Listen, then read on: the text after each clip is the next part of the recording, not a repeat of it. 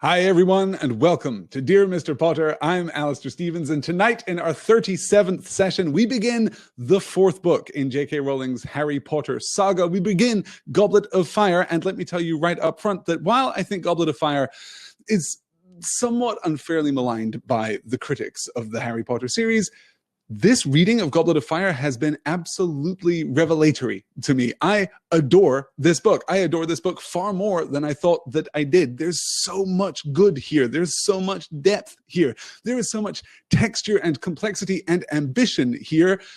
And almost none of it has anything to do with the Triwizard Tournament. Almost none of it has to do with the central plot mechanic that gets us through this sprawling and somewhat perhaps overstuffed, overfilled, overfull novel. I think that there's going to be a ton to discuss over the next 12 weeks or so. I'm willing to kind of stretch the schedule here, but theoretically we're going to take 12 weeks to cover Goblet of Fire. We'll see how that works out. Tonight, though, the first three chapters, and we're going to begin with a very unusual framing device. More on that in just a moment. Welcome to everyone who is joining me this evening. Kildarts Winters and Melissa and Nikki and Rohit and Valerie and Jin is joining us. Guys, we should say, first off, congratulations to Brian, who is joining us here live tonight, who is expecting, along with his wonderful wife, who has, I believe, made him or is in the process of making him cookies for this Dear Mr. Potter session, which is a fantastic thing. But Brian and his wife are expecting their first child. So congratulations, Brian. A toast to you, sir, and to your lovely wife from everyone here at Dear Mr. Potter. You will also note that in your Crowdcast interfaces, if you are watching live, I have prepared a poll. I want to put these polls into the field, I think, before we start every live session, just so that we have a little extra material to cover, a few extra things to talk about during our discussions of Goblet of Fire. Right now, I have put up a very simple poll asking everyone's favorite Harry Potter book. It is no surprise at all that the favorite Harry Potter book among the live audience here is currently Prisoner of Azkaban with 39% of the vote. Order of the Phoenix comes in second with 26% of the vote, and Goblet of Fire comes in third with 20% of the vote. Those numbers are changing very quickly as I speak, because many of you have just noticed that there is a poll in place in the field here, as it were.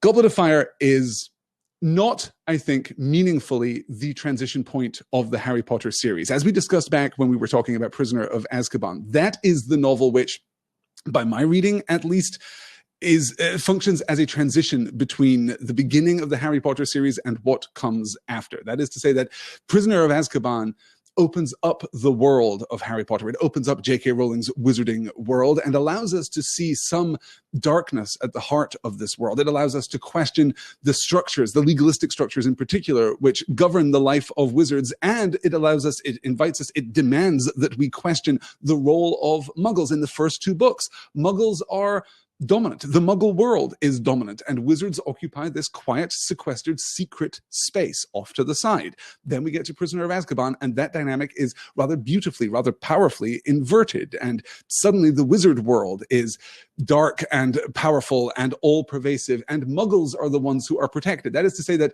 in the course of the first two books, the secret exists in order to keep wizards safe. In the third book, we see a transition, that the secret, in fact, the masquerade, as it were, exists rather to keep muggles safe from a much darker world. That is a major theme that is going to continue through this fourth book, and it is one of a set of really fascinating themes. The themes that we're going to discuss in the course of this reading, well, I prepared a list earlier, thinking about everything that we want to talk about. Like what are the big points that we're going to keep circling back around to as we discuss Goblet of Fire? And I had a list of, I don't know, a dozen themes, a dozen major kind of structural conflicts that we're going to look at again and again and again as we move through the pages of this book. But as I thought about it, and as I kind of combined ideas, I realized that, in fact, there are far fewer than a dozen. Not because the book isn't ambitious, not because the book isn't sprawling and interestingly textured, but rather because most of those textural conflicts, most of those points of opposition and comparison within the course of the book fall under one of a few very large banner headings. So the major conflicts that we're going to look at in the course of this reading are isolation and community, of course. As a subset of that, we're going to look at competition versus collaboration and what it is that defines a good community, what it is that allows us to integrate exceptionalism and heroism into the frame of a strong and progressive community. We're going to look at principle and practice. We're going to look at the ways in which people believe they ought to act, and then the ways in which they justify those actions. We have a few very interesting perspectives on that in the course of this book. And of course, we're going to talk a lot about identity. We're going to talk a lot about who we ourselves are, who we know ourselves to be, perhaps, and also those badges, those tokens, those totems of identity, which we wear and which we wield, those things which prove our identity to those who are like us and those who are very different from us. We're already calling out a moment of silence, says Lizzie Hanson, for Cedric Diggory. So much love for his patience in the midst of being the forgotten Hogwarts champion. You guys, we're going to talk a lot about Cedric Diggory as we move through the pages of this book. He is, to my mind, one of the most interesting characters, one of the most pivotal characters in the entire Harry Potter series. And though he has shown up, though we are at least familiar with the name by this point, he is really going to be realized in the text of Goblet of Fire. Let's talk a little about this book as a cultural phenomenon, though. This is, as I said, the fourth book in J.K. Rowling's Harry Potter series. It was published on July the 8th, back in the year 2000, 18 years ago, 17 and a half years ago, I guess.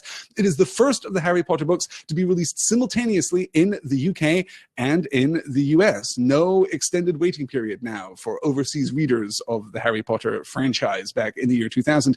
It sold more than 3 million copies over the course of its first weekend and has to date sold something like 65 million copies, which is just an extraordinary achievement, just an absolutely phenomenal achievement. It is in the top 15 books of all time in the English language, in fact, along with all the other Harry Potter books too. It's quite a remarkable list, and this is quite a remarkable accomplishment. In the course of this book, Harry will, of course, find himself caught up in the Triwizard Tournament, the first Triwizard Tournament for 200 years, a test of skill and intelligence and bravery. Hey, we're going to talk a lot about bravery too, which is great because we're also going to be talking a lot about what it is to be Gryffindor in the course of this book. Children are going to be hurled into this contest, into this maelstrom, into this crucible in order to determine which is the best, which seems like a completely responsible and mature thing for, school officials and governmental officials to coordinate. That seems like a perfectly normal and rational thing.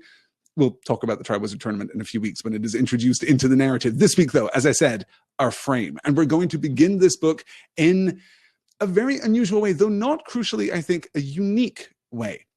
Let's take a look, in fact, at our introduction, at our first slide here. You'll notice, those of you who have been with me through the ages, that I am now turning to my right in order to look at these slides, rather than to my left, as was traditional. I've changed my entire setup here to make for a slightly more harmonious experience, but now everything is in a new place. So I hope you'll forgive me if I stumble over some buttons tonight and maybe put up the wrong slide more than once as we move through. Let's take a look here. Yeah, we're already talking about Little Hangleton. Yes, let's get into our reading here. The villagers of Little Hangleton still called it the Riddle House, even though it had been many years since the Riddle family had lived there. It stood on a hill overlooking the village, some of its windows boarded, tiles missing from its roof, and ivy spreading unchecked over its face. Once a fine-looking manor and easily the largest and grandest building for miles around, the Riddle House was now damp, derelict, and unoccupied. The Little Hangletons all agreed that the old house was creepy.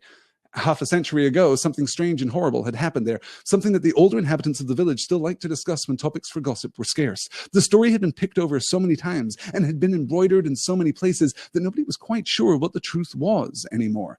Every version of the tale, however, started in the same place. 50 years before, at daybreak on a fine summer's morning, when the Riddle House had still been well kept and impressive, a maid had entered the drawing room to find all 3 riddles dead. The maid had run screaming down the hill into the village and roused as many people as she could. Lying there with their eyes wide open, cold as ice, still in their dinner things. The police were summoned, and the whole of Little Hangleton had seized with shocked curiosity and ill-disguised excitement. Nobody wasted their breath pretending to feel very sad about the riddles, for they had been most unpopular. Elderly Mr. and Mrs. Riddle had been rich, snobbish, and rude, and their grown-up son Tom had been, if anything, worse. All the villagers cared about was the identity of their murderer, for plainly 3 apparently healthy people did not all drop dead of natural causes on the same night. We have established, by this point in the Harry Potter series, something of a template. We come into Harry's experience right in the middle of the summer holidays, and then we follow him through his experiences with the Dursleys all the way to the return to Hogwarts. This book is going to subvert that template. But of course, this isn't the first time that that template has been broken. In fact, that template wasn't even established in the first book. Not really. If you'll remember from Prisoner of Azkaban, we began with Harry alone on his birthday, receiving his gifts via Owl. Then in Chamber of Secrets, to take one step back, we began with Harry being oppressed by the Dursleys, then meeting Dobby in chapter 2. So we were setting up our inciting incident for that book very early on, but we were already immediately in Harry's POV. But of course, we started the Harry Potter series outside of Harry's POV. We start the first book in the POV of Vernon Dursley, in fact. And then we transition into the depositing of the orphaned Harry Potter on the doorstep of number 4 Privet Drive, the brilliant and famous scene with Hagrid and McGonagall and Dumbledore out there on the street. This, though, is very different, because this isn't even Harry Potter adjacent. We are entering into a story that is much more mythic. We're entering into a story that has already been retold. This is folklore at this point. We're not getting a direct account of what happened on that fabled evening. We're entering into this story from the point of view of people who have talked about this story, who have speculated about the story, who have, as the text tells us, embroidered this story for 5 decades by this point. This is old news, the oldest news, in fact. And we should note, too, that we're immediately setting up a dynamic here between the common folk of Little Hangleton and the Riddles themselves. And in so doing, we are exploring one of the oldest divisions in British culture. We're talking about local nobles. We're talking about the manor house on the hill, literally on the hill overlooking the village. And the maid, of course, finds the lord and lady of the manor, Mr. and Mrs. Riddle, and their odious son Tom dead, and runs down, and we get the maid's attributed dialogue, presumably the maid's attributed dialogue, presumably embroidered, as well as all the other details of the story over the course of the years, lying there with their eyes wide open, cold as ice, still in their dinner things, the evocation of dinner things there, summoning up this grandiose kind of old world tradition of dressing for dinner, something that presumably very few people in Little Hangleton, excuse me, I always stumble over that. It's just not a very pleasant or euphonious word. I don't know. It's no little whinging, I'll put it that way. But we see that here, nobody in Little Hangleton is dressing for dinner, presumably at this point. Certainly not by the point that we're being told this story from 50 years after the fact. We are separating, we're drawing a division, a distinction here between the fine folk of the manor house, the Riddles themselves, and the common folk of the village itself. And that's going to introduce, in terms of the entire series, call to mind, it's going to reinforce a division that we've discussed previously, this idea that for all that Harry Potter is a modern story, for all that it is a story of social mobility, for all that it is a story ultimately of moral agency and of the goodness that springs from within, or the evil that springs from within, and it will become more complex as we move forward, it is not emerging in a vacuum. It is emerging from this kind of formalized social structure, a social structure that will, of course, be very familiar to anyone who has been coming along with me on the There and Back Again series, where we talk a lot about the works of Professor J.R.R. Tolkien, particularly the early stuff in The Lord of the Rings with the Shire. You know, the relationship between Frodo and Sam, not that different from the relationship between the Riddles and the village folk, the common folk of this community. There is a distinction there. And that's not just introduced here right at the beginning, it's introduced repeatedly as we move through this first chapter. But that is not the only theme which is introduced to us here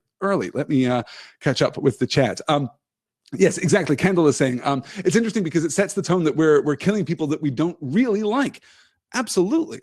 We're not concerned with the fact that these people okay, how can we wield our textual and philosophical scalpel here? I'll just separate these threads as carefully as we might. We're not concerned that these people have been killed. We are concerned that there is a killer among us. We are concerned with the enormity of the crime, not with the human cost, not with the human tragedy. We are ourselves, in a certain extent, inhumane, but we are justifiably inhumane. Let's look at the text itself. Nobody wasted their breath pretending to feel very sad about the Riddles, for they had been most unpopular. Elderly Mr. and Mrs. Riddle had been rich, snobbish, and rude, and their grown-up son Tom had been, if anything, worse. So no one is going to pretend to be upset that these people are dead. but we are going to be outraged that a murder has been committed. We are going to be outraged that someone else, someone who is not of this order, someone who is not of this class, presumably, someone who is not separated from us, but someone who is inside our community has transgressed, that someone has broken not just the laws of our society and culture, but, the oldest and most compelling moral law, thou shalt not kill. A great crime has been committed, even if we don't care that much about the consequence of the crime. And we should pay close attention, too, about what it is that makes the riddles unworthy of our pity at that point. Nobody wasted their breath pretending to feel very sad about the riddles, for they had been most unpopular. Right? Not that they are themselves evil or of dubious moral character. That's not why we're fine with their death. That's not why we are unwilling to even pretend to performatively play the part of sadness and grief. It is because they are unpopular. They are not a part of our community, so we are not going, or not a valued part of our community, so we are not going to performatively pretend to care that they have been killed under mysterious circumstances in their own home. Why are they unpopular? Elderly Mr. and Mrs. Riddle had been rich, snobbish, and rude, and their grown-up son Tom had been, if anything, worse. Not to suggest that Tom had possessed other characteristics, though we, coming into the story, of course, have a sense of who Tom Riddle is already, and may be somewhat suspicious about the circumstances of this awful event. But the actual, the perspective of the community here, the actual crimes committed by the Riddle family is that they are rich, snobbish, and rude. Not that richness is a bad thing, per se, because this is the manor house, and this is the oldest social distinction in British culture, in English culture specifically. So we would assume, in fact, that the people who took up residence in the great manor house on the hill overlooking the village were wealthy. If they weren't, why would they be there? That is a characteristic common to this social class and to this social order. But snobbish and rude, well, that's something very different. That's something fundamentally different. Because what we're seeing here already is that the Riddles were outcasts because they were not reciprocally connected to the community to which they ought to belong. They have, in a sense, exiled themselves from this community by failing to play their part. They are supposed to be, as theoretical, as nominal kind of lord and lady of the manor, they are supposed to be what? Generous, magnanimous, condescending, caring. They are supposed to lead and serve, parenthetically, lead and serve their community. That is what this feudal relationship is all about. That is what this hierarchical aristocratic relationship is all about. We see great examples of that, in fact, in the pages of The Lord of the Rings. Frodo Baggins himself is a fantastic example of the benevolent and wise, local lordling, a gentle hobbit, as it were. We see that beautifully depicted in the pages of The Lord of the Rings, and by implication, we draw that same connection here. It is not that Mr. and Mrs. Riddle were evil. It is not that they were cruel. It is not that they were, possessed of any number of famous and splashy vices at this point in history. No. It is that they were snobbish, that is to say that they were withdrawn, and that they were rude, that is to say that they were unwilling to build bridges back to their communities. They are failing in their role, and so the residents of Little Hangleton are withdrawing themselves too. We don't care about the Riddles because the Riddles are not playing their part in our community, and I'm stressing this most importantly right now because this is going to be a recurring theme. It is not true to say that the Harry Potter series as a whole, or that this novel specifically, is particularly egalitarian. J.K. Rowling is still bringing this sense of somewhat old-fashioned British aristocratic sensibility and value to this book. This is still a thing with which we are somewhat familiar. And we've seen this before, of course, in the pages of Harry Potter, because we've got the Malfoys. We've got the incredibly powerful and well-placed and aristocratic Malfoy family, who are evil not because they are snobbish and rude, but because they are outright malevolent. That's a very different thing, at least judging the Riddles from what we get on this page here. So this social distinction and the idea of social distinctions in general, the idea of a social hierarchy, the idea of a society that is riven by a lack of reciprocity, that is going to be a recurring element as we move forward. It is not fair to say, and this is going to be particularly relevant as we start talking about, elves and start talking about, discordant social values within the wizarding world, it is not necessarily fair to say that J.K. Rowling is going to bat for a completely flat social structure, that she is going to bat for a completely egalitarian and absolutely mobile social structure. That is not necessarily what is being advocated for in the pages of this book. We get a perspective on that right up front.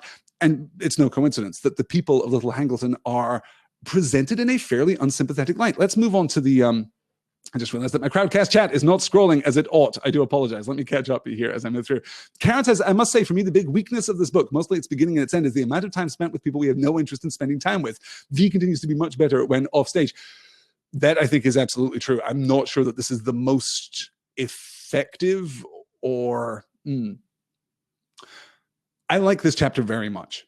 I am not sure that this chapter as a integral part of the ongoing narrative accomplishes exactly what it sets out to accomplish, because I do perhaps feel that Voldemort is somewhat diminished here, but we'll really be able to talk about that as a mirror, as a paired set with the very end of the book, as you call out here. Yes.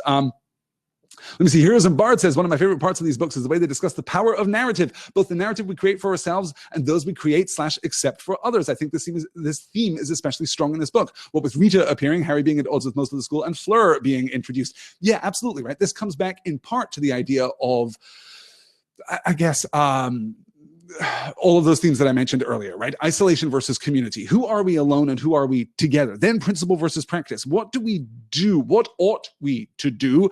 And why? What is the moral force behind our actions, and how do we justify that moral force when we take actions which might not be considered completely positive? Hey, more on that in a moment when we start talking about Harry's secret stash of goodies under the floorboards. And then, of course, also talking about this notion of identity.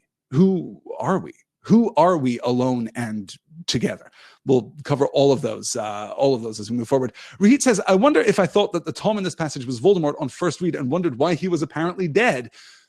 Again, we'll circle back to the actual mechanics of this when it is revealed to us in the story, because that reveal, when it comes, is textually interesting and is handled rather beautifully. So I don't necessarily want to drill through the facade that is being presented to us now, the narrative that is being constructed for us now, because I think that narrative itself has value. And the last thing that I want to do is kind of pierce that narrative veil and get to the rock hard facts underpinning them, because when that reveal comes, we'll be able to look at both the narrative and the objective factual truth, I guess, as we move forward. Yeah. Jin points out, in Harry Potter, you can totally have money, but it is crucial you A, have no idea what to do with it, and B, be deeply embarrassed about it. Jin, I had no idea you'd spent so much time in Britain. I had no idea that you had such a fine grasp of British culture. But yes, a little bit. That's absolutely true.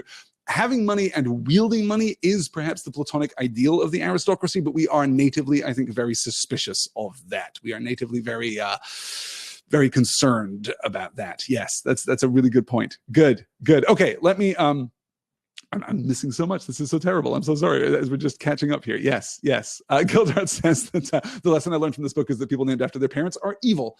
That'd be interesting to kind of sketch out a whole list of people who are fictional characters who are named after their parents and how they are charted on a graph of moral rectitude. That would be an interesting thing. Yeah.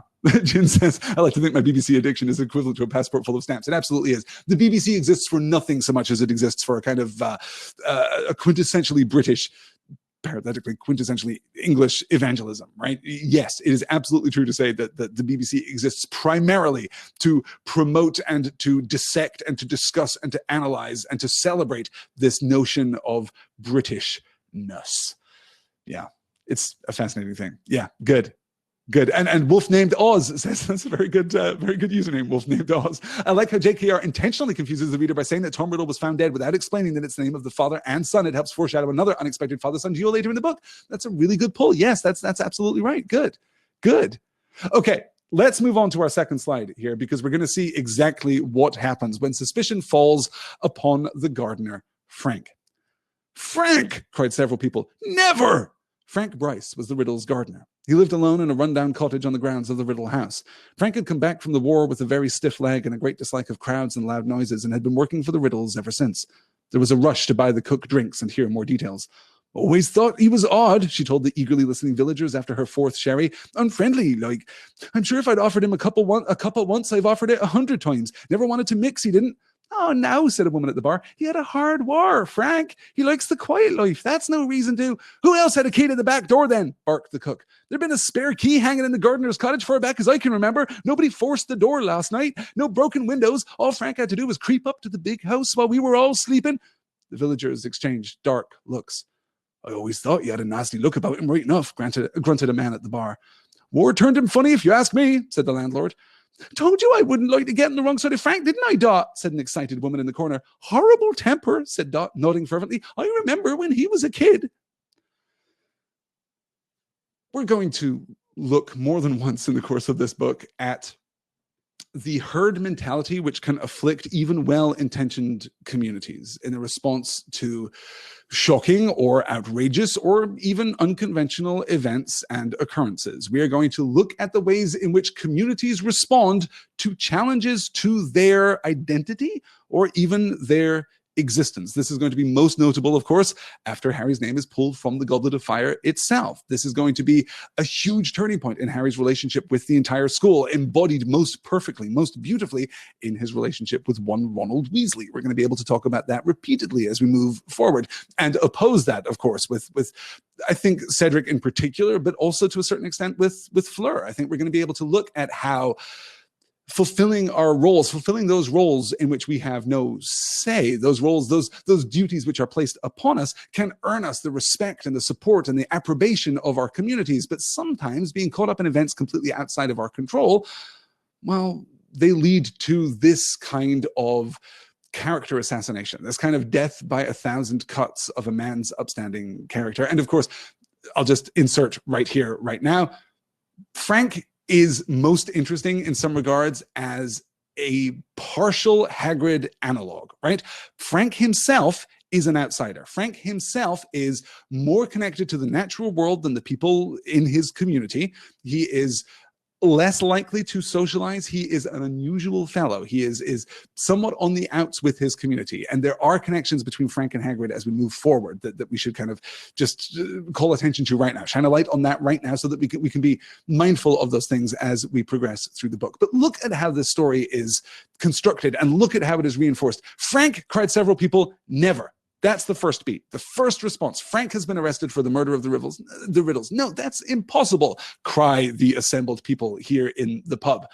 Then the cook is given a drink, and she is given one of these brilliant J.K. Rowling pieces of detail here. She's on her fourth sherry at this point. And I don't know how well that translates to people in the US, but sherry is not something that you drink 4 times. It is not a drink that you go to if your desire is to become inebriated. It is supposed to be an accompaniment. It is supposed to be a tipple. You are supposed to have a glass of sherry, maybe go as far as 2. But if you are drinking 4 glasses of sherry, then there is something dubious about your character, at least in commonplace British culture. This is, I think, a flag that we are supposed to be suspicious of this character. And look at what she does.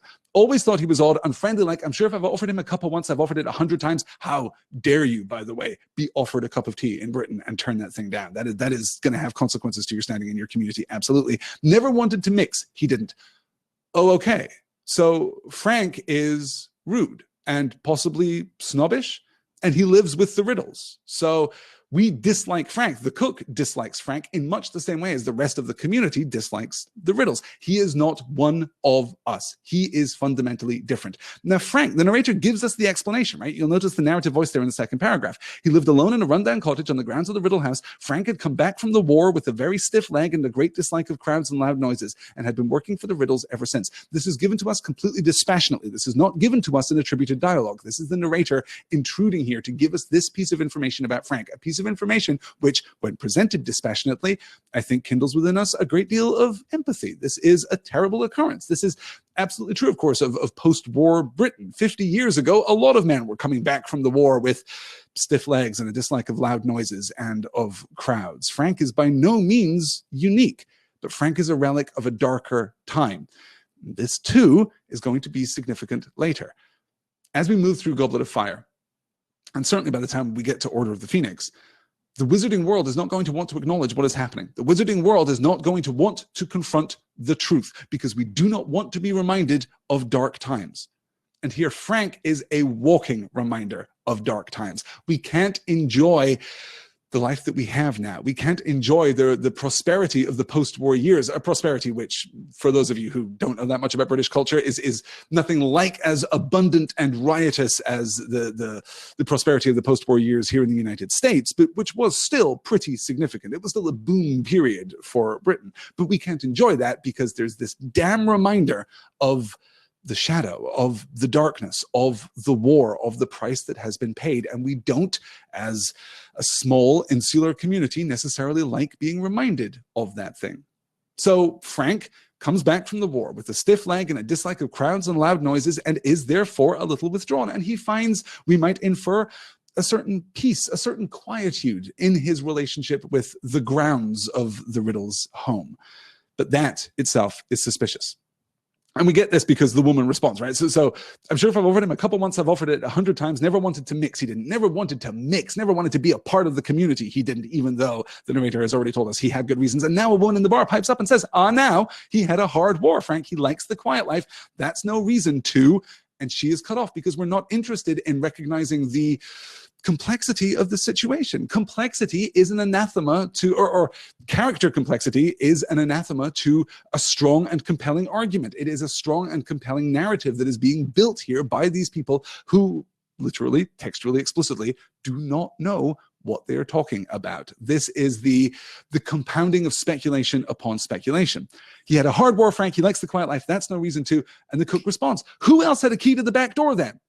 Well, no one had a key to the back door. There's been a spare key hanging in the gardener's cottage far back as I can remember. Nobody forced the door last night. No broken windows. All Frank has to do was creep up to the big house while we were all sleeping. And all anyone else had to do was go and get the key from the gardener's cottage, where it has been hanging for as long as you can remember. And presumably, you are not the only one who knows that. But this is most directly placed at the feet of Frank. The villagers exchange dark looks. And see now how they are confirming each other's stories. See this? So I always thought he had a nasty look about him, right enough, grunts the man at the bar. War turned him funny, if you ask me, said the landlord, right? So we're okay.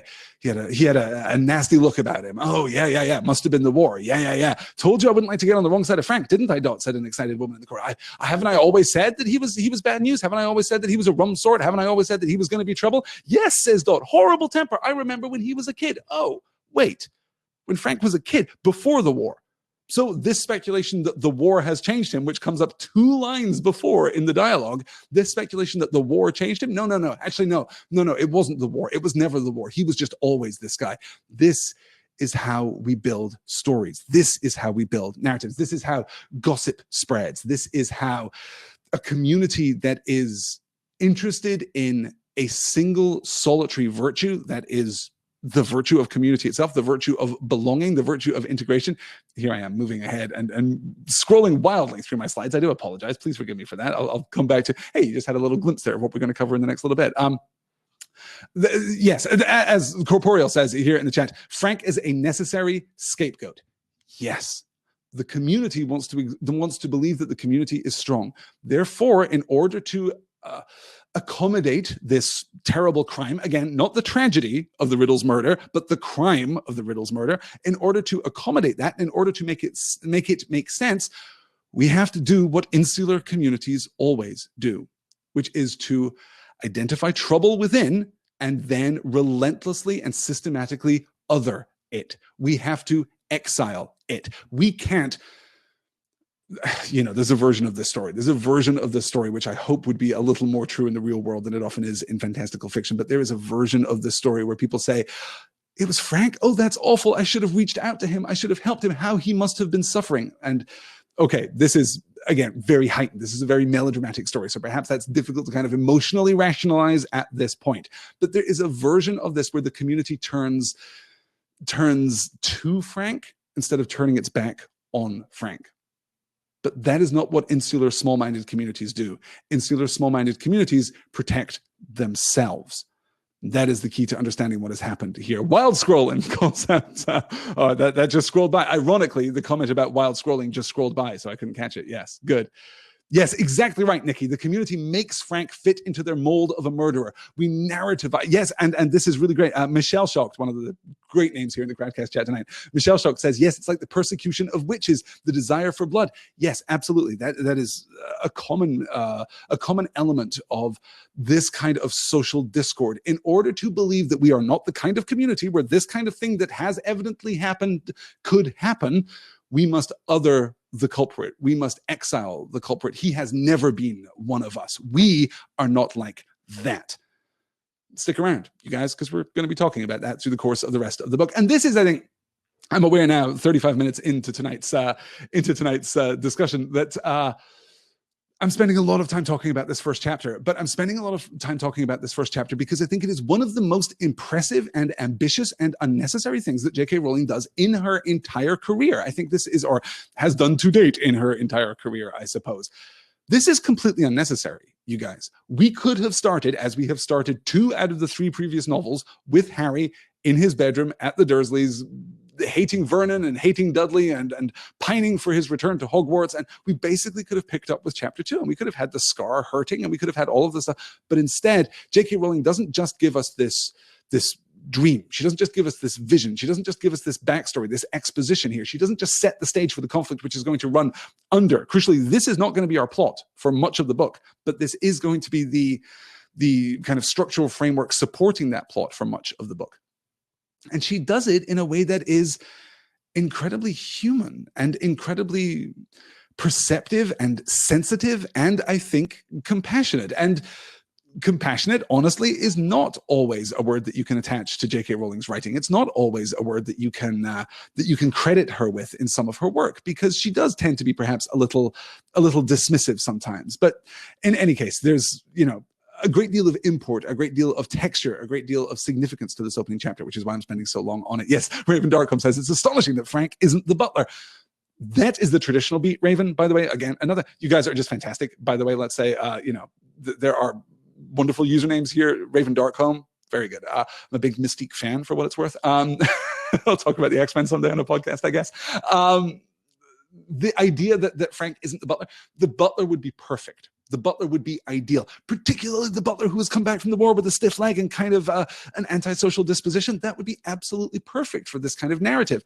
The reason I think that Rowling makes him the gardener, the reason that she gives him the little gardener's cottage, is partly to keep him on the ground so we can build the narrative as we move forward, but also, I think, to draw that direct comparison with Hagrid.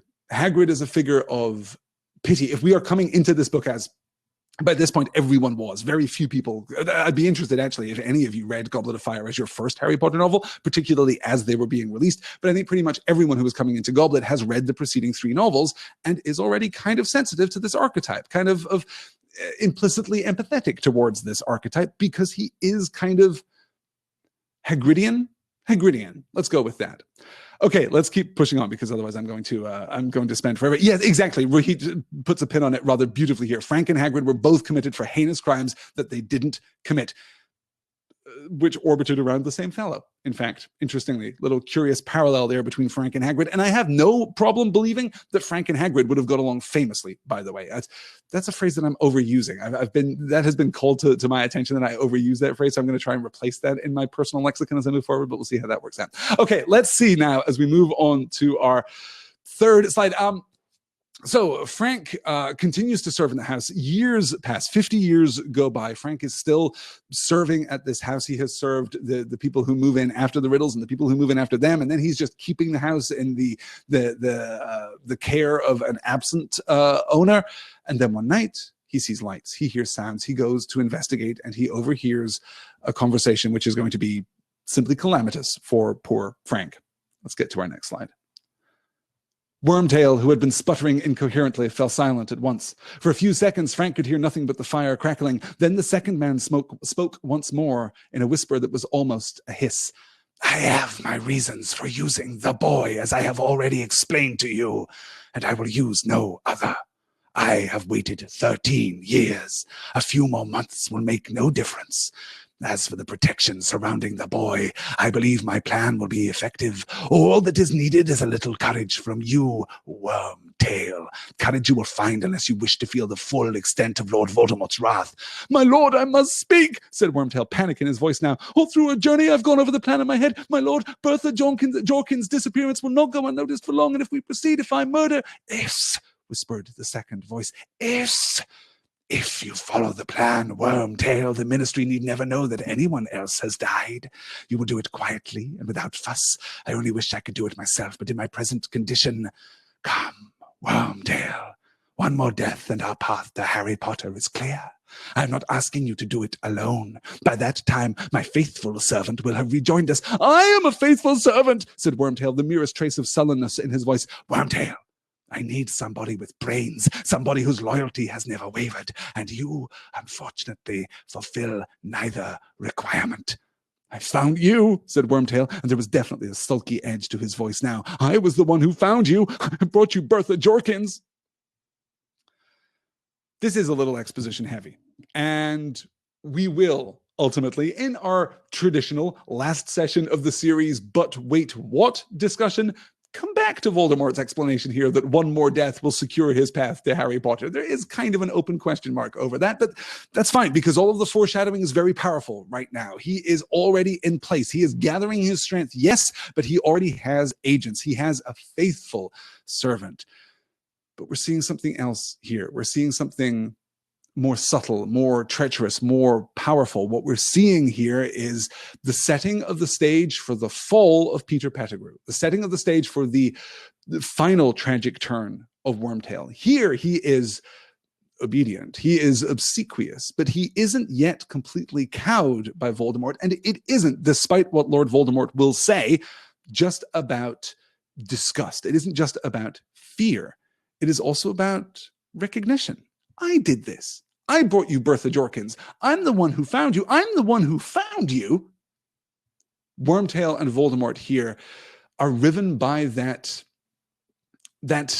disagreement, that mutual suspicion, that mutual antagonism, which is common among evil folk in the world of Harry Potter, common among evil folk in fiction, generally, in fact. They bicker in a way that our heroes traditionally do not bicker. Except our heroes, this time around, are going to bicker. Our heroes have already begun bickering. In fact, Prisoner of Azkaban is marked in its last third by a fair amount of bickering between Hermione and Ron. There's a lack of clarity of communication there between the two of them. But here we are introduced most powerfully to the division at the heart of Voldemort's forces here. Voldemort's power is growing, yes, but it is still riven by discord. That ultimately is going to be sealed. That ultimately is going to be overcome in, in an interesting and incomplete way, I suppose. But we'll get to all of that at the end of the book. But this idea of discord being weakness, discord being an opportunity for one's enemies to take action, that is going to be a really interesting thing as we come through. Gildarts is asking, Voldemort has a Discord server? Oh, I could absolutely believe it. Yeah, head on over to discord.com/Voldemort and you'll find it. I've been listening to the Jim Dale audiobook, as is so often the case. When I'm preparing for one of these series, I immerse myself in the text. So I read the actual hard copy text and I read the ebook text as well, the digital text, so I can jump around a little more readily. And I listen to the audiobook so I can just have it as a background accompaniment to my day, particularly when I'm prepping these sessions. And this is my first time listening to the Jim Dale Goblet of Fire, I have to say, and I really like it. I like it except for two things, both of which I think were called out in the discussion prior to our beginning tonight here in the Crowdcast chat. I do not like that he pronounces Voldemort's name Voldemort. That's distracting every single time he says it. And I do not care for Jim Dale's Hermione. His Hermione is, you know what? I just, for the first time ever, wish that Hermione had less dialogue in the book. That's where I am right now. Apart from that, I think the reading is just extraordinary. I think it's exemplary, but yes. Good. Okay. Let's move on, as I just did inadvertently, to our next slide. Shall we do that? Just my mouse now conspiring against me to keep moving forward. Voldemort now confronts Frank. Yes. C-Star is saying, my current audiobook, a non-commercial version made for the Library of Congress's recording for the blind, I am legally blind, it says C-Star, pronounces Voldemort Valdemort. It's weird. Valdemort. I can see that. I feel like if you're leaning into the pseudo-French pronunciation, a kind of Voldemort might work a little better, but the Voldemort doesn't quite cut it for me. That's wonderful that there are oh, yes. I hate Jim Dale's Bellatrix too, says Spencer Kuhn. We'll get to all of that. We'll get to all of that, you guys. We'll get to all. Let's say very generally, though, he's an excellent reader. He is an excellent reader, and I thoroughly enjoy his audiobook work. But yes. Oh, vol rhyming with ball, says Cecil. So, Voldemort. Right. Okay, I can see that. Interesting. Yes. Okay, not vol like the rodent. Yes. Okay. Interesting. And Nikki confirms, yes, Hermione's voice is terrible. Yes. As Brian points out, the etymology of Voldemort is Frenchish, so I can't blame him for dropping the hearty. No, nor can I, but it is only French-ish. It is only like French adjacent. And yeah, it doesn't quite stick with me there. Forgive me for using the awful internet podcast contraction of adjacent there. Sometimes I just want so much to be, just to be the cool kid. Okay, let's move on. Let's do this thing where we're talking about the final confrontation between Voldemort, as I will continue to pronounce his name, and Frank. "You heard everything, Muggle," said the cold voice. "What's that you're calling me?" said Frank defiantly, for now he was inside the room. Now that the time had come for some sort of action, he felt braver. It had always been so in the war. "I am calling you a Muggle," said the voice coolly. "It means that you are not a wizard."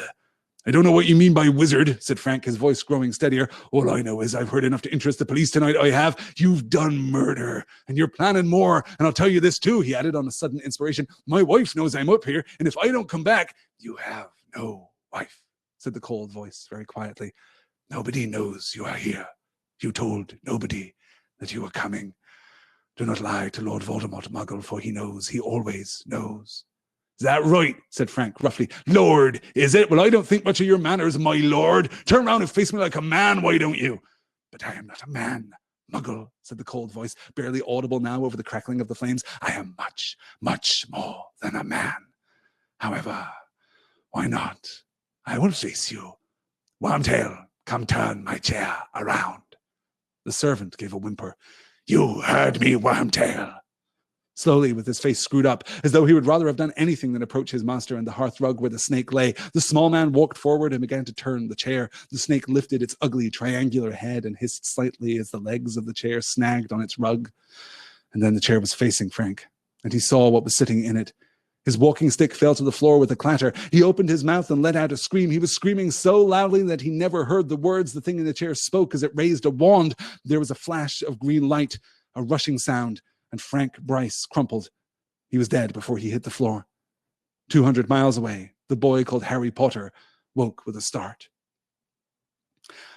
Arenatius in the Crowdcast chat says, "I love that last line. What a setup, isn't it? Fantastic." And Melissa observes that Voldemort speaks in third person, a typical trait of villains everywhere.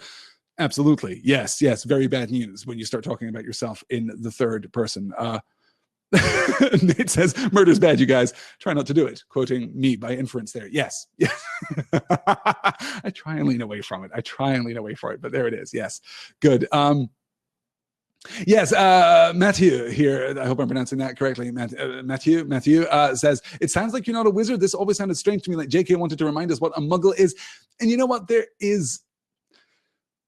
are a few beats in this book. And this springs, I think, less from any insecurity on the part of J.K. Rowling or any kind of lack of confidence about the rampant success of the Harry Potter series as a whole than it does to the fact that these are still at this point primarily juvenile books. They're primarily still aimed at a juvenile audience, much less so with Goblet of Fire than the preceding three books. Even Prisoner, I think, is skews more juvenile, or is at least, it's an interesting distinction that I hadn't thought of until right now. No, Philosopher's Stone and Chamber of Secrets skew outright juvenile. Prisoner and Goblet skew about the same, I think. That is to say that they are certainly accessible to juvenile readers, but they are also much darker in tone. The actual difference, I think, between Goblet and Prisoner is that Goblet is much more self-aware in that regard. Goblet is playing with that darkness. Prisoner plays that darkness much more straight. Hey, you know what? The world is terrible. Goblet says the world is terrible, And also, kids don't know that the world is terrible. Also, you don't know yet how bad the world is, speaking both to the characters within the story and to us, the reader. You don't know how bad things are going to get for Harry and his friends, for the entire Wizarding world, for the entire Muggle world, for the entirety of J.K. Rowling's secondary creation. You don't yet know how bad things are, or how bad things are not even going to get, but capable of getting, I suppose. Like, the possibility space around this darkness is so much greater than you think it is right now. This is one of the great transitions, though. The cinematic deftness with which we see this transition is marked. And this is not the first time that J.K. Rowling has given us an outright cinematic cut, right? This is a smash cut. This is the hard smash cut. Frank Bryce crumpled. He was dead before he hit the floor. 200 miles away, the boy called Harry Potter woke with a start. That is a cinematic smash cut. And then we cut to black. We get that beat. This is, I suppose, even more than it is cinematic.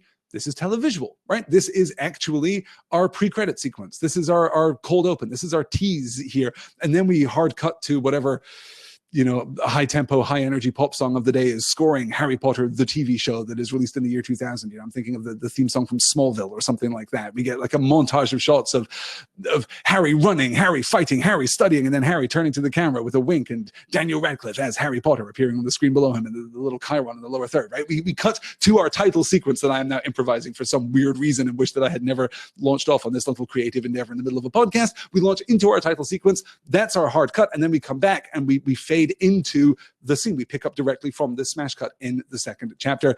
Let's get to that second chapter, because I've already burned more than half my time here on the Raheed says Harry Potter should never turn to the camera and wink ever. That's fair. True of most characters, I think, right? True of most people. Is that okay? So Harry turns to the camera and winks. Harry's like a step away from finger guns, I think. Ron probably falls over something and then looks embarrassed or looks a little awkward. It kind of gives a little, yeah, it's me, it's Ron, right? And then Hermione, I don't know, accomplishes something with seemingly no effort whatsoever and then just looks smug and kind of cool. That's probably like the end of their intro montages. I like to think that's where we are. Okay. Anyway, let's move on to chapter 2 and pick up as Harry tries to recall the dream. And this is similarly dramatic, I think. This is similarly powerful, because this is not something that we would get in the televisual version. I'm sorry, I keep skipping forward through multiple slides when I only mean to skip through one. That's a terrible. I'll figure all of this out. I apologize. Yes, Raheed says I'm just imagining Full House-esque character credit intros. That's kind of what I was leaning at. Yes, good. So this is our. Okay. I did want to leave this behind, but Irenaceous just said, I think Hermione would shrug at the camera like, oh, these boys. Irenaceous, you are completely right. That is exactly the look that you had. Like you and me, viewer, we're kind of, yeah. Anyway, let's move into the second chapter. Let's move into the scar and talk a little about this narrative turn as Harry tries to remember the dream that we just saw fully, this prophetic vision that we just saw fully. And this, I think, is beautiful because we are held at a remove from Harry's primary experience. Did Harry have the dream that we just read in the first chapter of this book? Yes. But Harry's recollection is incomplete in a way that ours isn't. We did not see Harry's dream, I suppose is the best way of putting this. We saw the actual events unfolding. We were there, and now we're here. And we get an implication of that in the very last line of the first chapter, 200 miles away, right? 200 miles away from where we are, from where we, the reader, currently are. Harry Potter wakes up, and we smash cut to him. But we are leaving behind this actual place, this continuous event, and an event which is also temporally anchored because of this close association with Harry waking, right? This is happening the same night. So we're anchored in time. We're not getting a flashback to Lord Voldemort and Wormtail here. We're getting something much more powerful. This is immediate in the unfolding of the story's timeline. Harry tried to recall what he had been dreaming about before he had awoken. It had seemed so real. There had been two people he knew and one he didn't. He concentrated hard, frowning, trying to remember. The dim picture of a darkened room came to him. There had been a snake on a hearth rug, a small man called Peter, nicknamed Wormtail, and a cold, high voice, the voice of Lord Voldemort. Harry felt as though an ice cube had slipped down into his stomach at the very thought. He closed his eyes tightly and tried to remember what Voldemort had looked like, but it was impossible. All Harry knew was that the moment when Voldemort's chair had swung around and Harry, had seen what was sitting in it, he had felt a spasm of horror which had awoken him. Or had that been the pain in his scar? And who had the old man been? For there had definitely been an old man. Harry had watched him fall to the ground. It was all becoming confused. Harry put his face into his hands, blocking out his bedroom, trying to hold on to the picture of that dimly lit room, but it was like trying to keep water in his cupped hands. The details were now trickling away as fast as he tried to hold on to them. Voldemort and Wormtail had been talking about someone they had killed, though Harry could not remember the name, and they had been plotting to kill someone else. Him. Possibly an incomplete judgment on the dream there from young Harry, but an understandable one. Again, right at the end of the story, when the plot is finally revealed to us, we will circle back around to this opening scene and see just how fair it played with its audience. So as I said, the most interesting thing that's happening here is the separation between Harry's experience as an observer of this dream, and you'll note like how we insert his POV into the scene. And it is very much the reader's POV, right? Harry had seen, at that moment when Voldemort's chair had spun around and Harry had seen what was sitting in it, he felt a spasm of horror which had awoken him.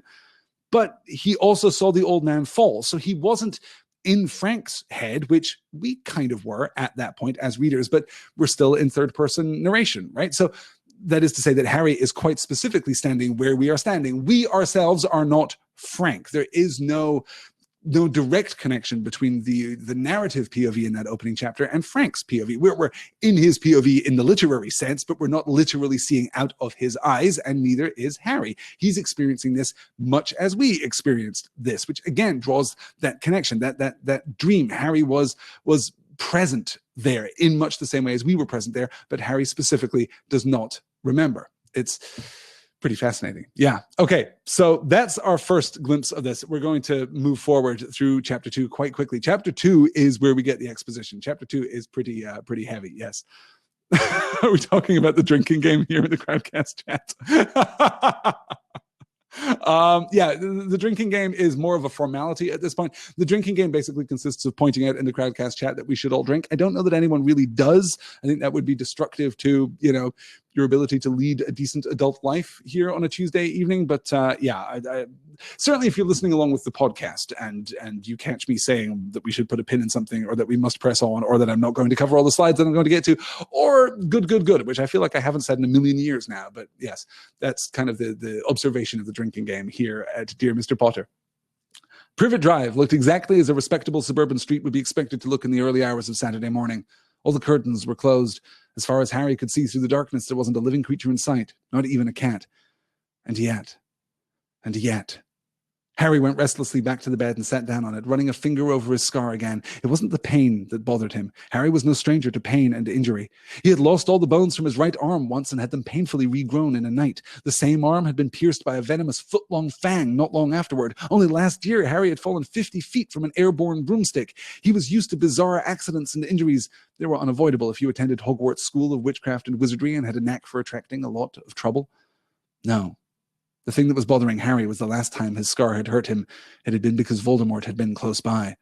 But Voldemort couldn't be here now. The idea of Voldemort lurking in Privet Drive was absurd, impossible.